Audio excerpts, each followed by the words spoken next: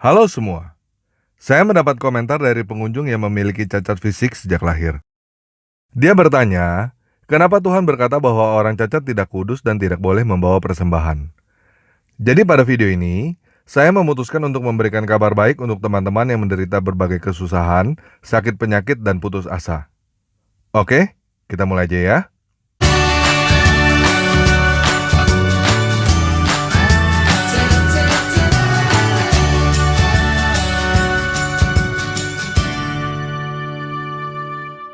Di dalam Yohanes 9 ayat 1-7, tercatat bahwa ketika Yesus sedang berjalan, ia melihat seorang yang buta sejak lahir. Murid-muridnya bertanya kepadanya, "Rabi, siapakah yang berbuat dosa? Orang ini sendiri atau orang tuanya? Sehingga ia dilahirkan buta." Jawab Yesus, "Bukan dia dan bukan juga orang tuanya. Tetapi karena pekerjaan-pekerjaan Tuhan harus dinyatakan di dalam dia." Nah, saya mau berhenti dulu sampai di sini. Dan saya mau menegaskan kepada teman-teman yang punya cacat sejak lahir, bahwa itu bukan karena dosamu dan bukan karena dosa orang tuamu. Tetapi karena Tuhan mau menyatakan pekerjaannya di dalam kamu. Tuhan mau bekerja di dalam kamu dengan apapun keadaanmu. Saya tahu ketika saya berkata seperti ini, kemungkinan teman-teman membangun benteng skeptis. Kamu tahu apa? Kamu nggak ngalamin apa yang saya alamin. Dan kamu betul. Saya nggak tahu apa yang kamu alamin, dan saya mengada-ngada bila saya berkata saya tahu perasaan kamu. Tetapi saya mau sharing kepada teman-teman tentang orang ini. Namanya Nick Vujicic. Dia cacat tidak punya tangan dan kaki sejak lahir. Saya tidak tahu bagaimana dengan kamu, tetapi kalau saya jadi dia, kemungkinan saya sudah bunuh diri. Saya pasti bertanya-tanya, kenapa ini terjadi Tuhan? Kenapa saya dilahirkan tidak punya tangan dan kaki? Apa salah saya? Untuk apa hidup dalam keadaan tidak punya tangan dan kaki? Selalu menjadi bahan tontonan dan beban bagi keluarga. Nggak ada masa depan. Dan kenyataannya, Nick Vujicic sudah beberapa kali mencoba untuk bunuh diri. Tetapi Tuhan mengubah hidup orang ini. Dan Tuhan pakai orang ini dengan sangat dahsyat. Orang ini sudah banyak memberkati dan menyelamatkan hidup orang lain. Sekarang dia berbahagia, sejahtera, bisa menikah dan punya anak. Sesuatu yang mustahil untuk seseorang yang tidak punya tangan dan kaki. Bagaimana mungkin seseorang yang tidak punya tangan dan kaki bisa berbahagia, sejahtera, bahkan bisa memberkati dan menyelamatkan hidup orang lain? Tetapi itu terjadi. Nah, saya nggak tahu masalah apa yang kamu hadapi. Tetapi kalau Tuhan bisa mengubah hidup Nick Vujicic, Tuhan juga bisa mengubah hidup kamu. Ayat yang saya bacakan barusan adalah ayat yang menyelamatkan hidup Nick Vujicic. Yaitu keadaan dia yang cacat sejak lahir, bukanlah dosa dia dan bukan dosa orang tuanya. Tetapi supaya pekerjaan Tuhan dinyatakan di dalam dia. Dan setiap hari, dia hidup dengan mempercayai Filipi 1 ayat 6. Akan hal ini aku yakin sepenuhnya, yaitu Ia yang memulai pekerjaan yang baik di antara kamu, akan meneruskannya sampai pada akhirnya, pada hari Kristus Yesus. Jadi pada kesempatan ini, saya mau mengulangi perkataan saya kepada teman-teman yang cacat sejak lahir. Apa yang kamu alami, bukan karena dosamu, dan bukan karena dosa orang tuamu, tetapi supaya pekerjaan Tuhan dinyatakan di dalam hidupmu. Dan yakinlah, bahwa Dia yang memulai pekerjaan baik di dalam kamu akan meneruskannya sampai pada akhirnya, pada hari Kristus Yesus. Oke, kita lanjut ya. Di dalam Yohanes 9 ayat 4, Yesus berkata, kita harus mengerjakan pekerjaan Dia yang mengutus aku, selama masih siang. Akan datang malam, di mana tidak ada seorang pun yang dapat bekerja. Nah, di sini Yesus berkata, kita harus mengerjakan pekerjaan Dia selama masih siang. Akan datang malam, di mana tidak ada seorang pun dapat bekerja. Saya percaya, maksud Yesus dengan malam adalah mati. Jadi buat teman-teman yang mendengar video ini, saya percaya bahwa kamu masih hidup. Jadi buang jauh-jauh pikiran untuk bunuh diri. Kamu berharga di mata Tuhan, dan Dia punya sesuatu untuk kamu kerjakan. Selama kamu masih hidup, kamu masih belum telat untuk mulai. Nick Vujicic mengambil pekerjaan yang Tuhan berikan, dan dia mendapat berkat dari Tuhan atas pekerjaan yang dia lakukan. Pekerjaan yang Tuhan berikan kepada dia bukanlah sesuatu yang tidak mampu dia lakukan.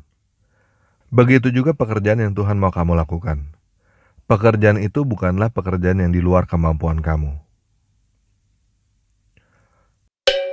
Nah, bagaimana dengan ayat di Perjanjian Lama? Di Imamat 21 ayat 18-34 yang berkata bahwa orang cacat tidak kudus dan tidak boleh membawa persembahan. Kalau kita perhatikan ayat ini adalah untuk imam keturunan Harun, bukan untuk semua orang Israel. Semua orang Israel, walaupun tidak cacat, tidak boleh masuk ke dalam bait suci untuk mempersembahkan korban. Hanya imam keturunan Harun yang boleh. Jadi semua orang Israel yang mau memberikan persembahan kepada Tuhan harus memberikannya kepada imam keturunan Harun. Imam keturunan Harun inilah yang akan mempersembahkan korban kepada Tuhan di dalam bait suci.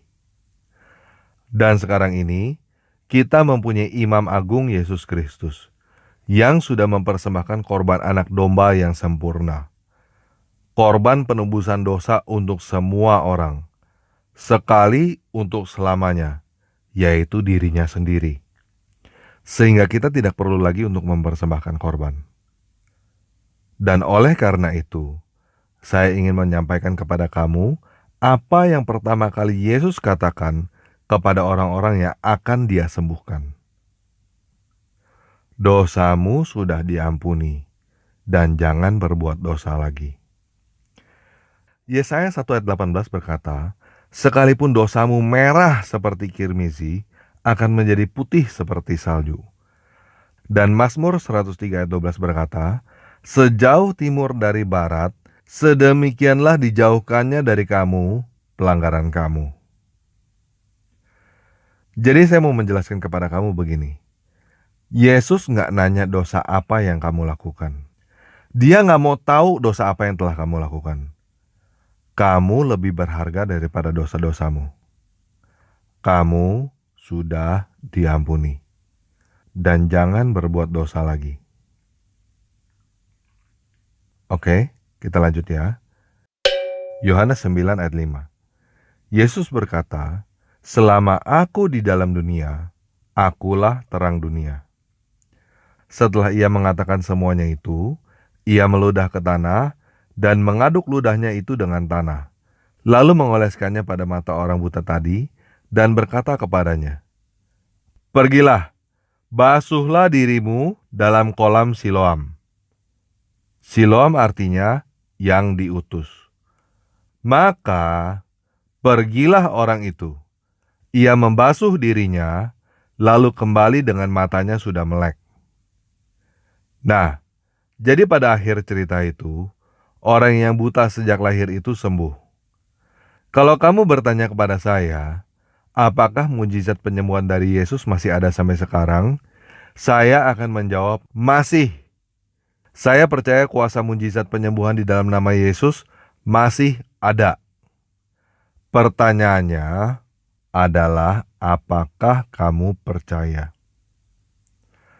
Alkitab mencatat, Yesus menyembuhkan semua orang yang datang kepada Dia. Mulai dari sakit yang enteng seperti demamnya mertua Petrus, kemudian orang-orang yang buta, bisu, tuli, lumpuh, orang yang pendarahan, kusta, kerasukan setan, sampai Lazarus dan beberapa orang lainnya yang dibangkitkan dari kematian. Gak ada satu orang pun yang datang kepada Yesus dan tidak sembuh. Dan Yesus memberikan kepada kita kuasa yang sama dengan kuasa Dia. Alkitab mencatat, setelah Yesus naik ke sorga, Petrus menyembuhkan orang-orang sakit. Bahkan Paulus membangkitkan orang mati dengan kuasa dari Yesus. Apakah kamu percaya? Atau apakah kamu mau bertanya, Bagaimana dengan Nick Vujicic yang tidak disembuhkan? Dia minta Tuhan diberikan tangan dan kaki, dan sampai sekarang dia tidak punya tangan dan kaki. Kalau kamu mau bertanya kepada saya, kenapa Tuhan tidak menyembuhkan Nick Vujicic dengan cara seperti yang kita mau? Saya mesti jawab saya nggak tahu. Tapi yang pasti begini, sekarang ini Nick Vujicic masih hidup. Dan sekarang ini sudah banyak teknologi tangan dan kaki buatan. Seperti yang saya katakan, Nick Vujicic sekarang sudah sejahtera. Dia mampu membeli teknologi itu. Walaupun dia tidak mampu, pasti banyak perusahaan tangan dan kaki buatan yang mau memberikan kepada Nick Vujicic secara gratis untuk iklan. Kenapa dia nggak pakai tangan dan kaki buatan? Jangan tanya kepada saya ya. Yang pasti begini, dulu dia membenci keadaannya yang cacat sejak lahir. Sekarang dia bersyukur karena keadaannya yang cacat sejak lahir. Kenapa dia bersyukur? Dia sendiri yang berkata, dia bisa jadi pembicara tenar karena dia cacat. Dia bisa menyelamatkan banyak orang yang putus asa karena dia cacat. Kalau dia tidak cacat, tidak ada orang yang dengerin dia ketika dia berkata, aku tahu bagaimana rasanya mau bunuh diri. Kalau dia nggak cacat, nggak ada orang yang mau dengerin dia ketika dia berkata, Tuhan mengubah kutuk menjadi berkat. Betul kan? Nah, sekarang saya mau sharing kepada teman-teman tentang bagaimana cara tubuh kita bekerja. Kita punya apa yang disebut di dalam dunia psikologi sebagai pikiran sadar dan pikiran bawah sadar. Salah satu yang dilakukan oleh pikiran sadar kita adalah melatih pikiran bawah sadar kita supaya tubuh kita bekerja secara otomatis. Coba ingat-ingat bagaimana kita pertama kali melakukan sesuatu. Pertama kali pakai YouTube atau Facebook. Pertama kali setir sepeda, setir motor, setir mobil. Atau pertama kali apapun. Mesti mikir dulu kan? Kalau udah terbiasa udah gak perlu dipikirin kan? Udah seperti otomatis. Malah seringkali kita gak sadar apa yang sudah kita lakukan. Misalnya kita jalan-jalan sambil ngobrol. Gak kerasa udah sampai. Pikiran sadar kita fokus pada percakapan. Pikiran bawah sadar kita mengatur gerakan kita berjalan. Ini adalah bagaimana cara tubuh kita bekerja. Nah, di pikiran bawah sadar kita inilah salah satunya ada belief system kita. Ada agama dan kepercayaan kita. Tubuh kita bekerja sesuai dengan apa yang kita percaya. Apa yang kita tanam di dalam pikiran kita. Contoh, kenapa orang seberang sampai ada yang mau bom bunuh diri? Karena mereka percaya bahwa hidup mereka yang di dunia ini tidak berarti. Mereka percaya bahwa tujuan hidup mereka di dunia yang sementara ini adalah untuk mati dengan cara jihad, lalu masuk surga 72 bidadari. Sedangkan tujuan Tuhan menciptakan kita yang sebenarnya adalah supaya kita hidup. Tuhan tidak menciptakan kita supaya kita mati. Tuhan menciptakan kita supaya kita hidup.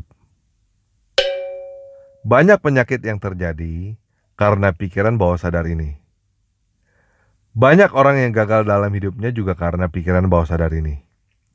Apa yang kamu percaya di dalam pikiran bawah sadarmu? Apakah kamu percaya bahwa Tuhan menciptakan kamu supaya hidup? Atau kamu percaya bahwa Tuhan menciptakan kamu supaya kamu mati? Apakah kamu percaya bahwa hidupmu berarti di mata Tuhan? Atau kamu percaya bahwa hidupmu tidak berarti di mata Tuhan? Lihat burung-burung di langit yang gak menabur, gak menuai, dan gak mengumpulkan di lumbung. Tetapi ayahmu yang di langit memberi mereka makanan. Bukankah kamu lebih daripada burung-burung itu?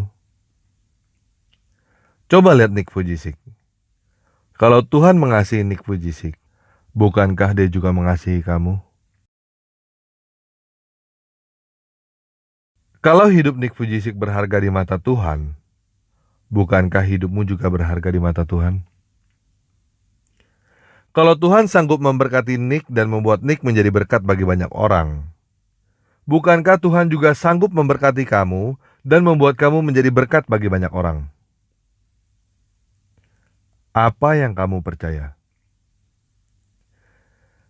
Kalau kamu percaya bahwa nama Yesus sanggup menyembuhkan kamu, sanggup memulihkan hidup kamu, tubuhmu akan melakukan apa yang kamu percaya. Itu sebabnya Yesus berkata, "Terjadilah seperti yang kamu percaya." Ketika murid-murid Yesus gagal mengusir setan, Yesus tidak berkata karena mereka berbuat dosa. Yesus juga tidak berkata karena cara mereka salah. Yesus cuma berkata, "Karena kamu kurang percaya." Jadi bagaimana? Apakah kamu mau percaya?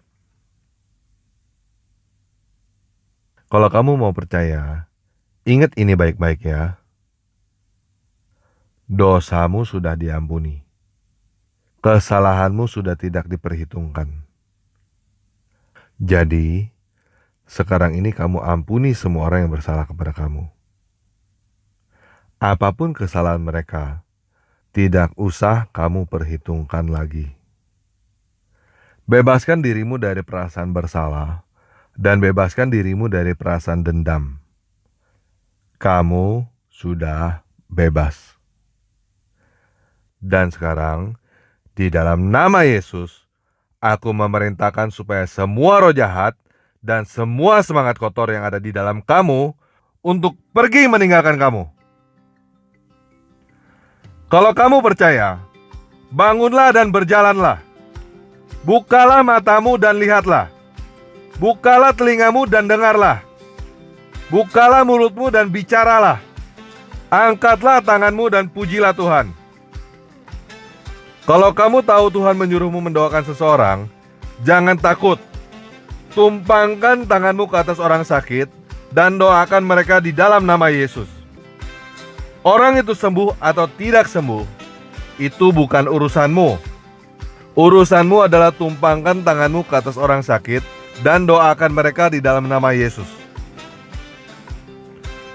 Dan kalau teman-teman merasa video ini bermanfaat bagi orang lain, bagikan video ini kepada mereka atau taruh video ini di sosial media kamu. Oke? Sekian video kali ini. Yesus Kristus menyembuhkan dan memulihkan keadaan kita. Amin.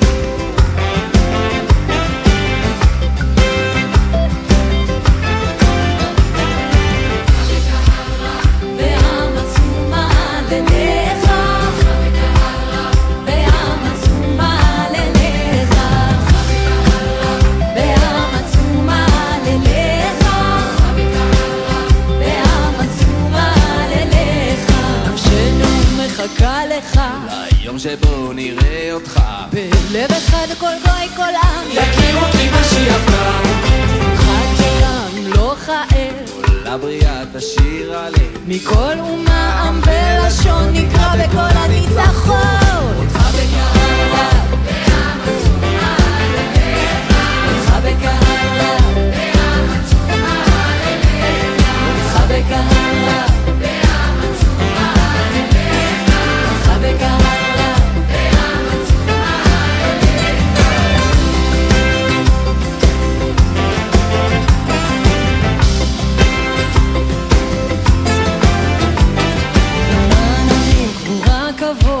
מלאכים תשוב בהוד כל עין אז תראה שובך